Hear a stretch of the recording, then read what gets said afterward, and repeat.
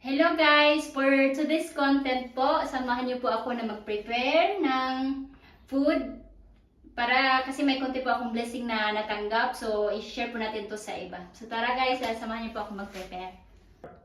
So, ang food po natin ngayon guys is rice, konting gulay, at saka fried chicken. So, tara, prepare na po tayo.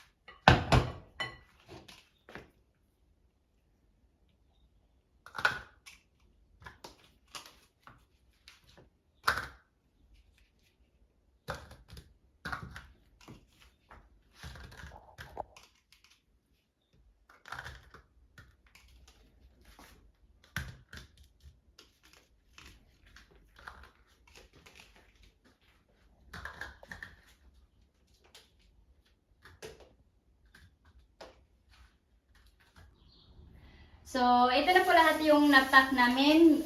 Walong ano lang po to, 8 pack kasi dalawa lang po kami ng mister ko na magbibit-bit nito. Baka next time pag may mag-volunteer na tutulong sa amin na magbit-bit, dadami pa po to.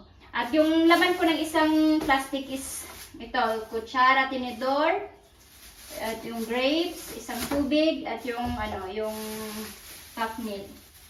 Thank you, bye-bye!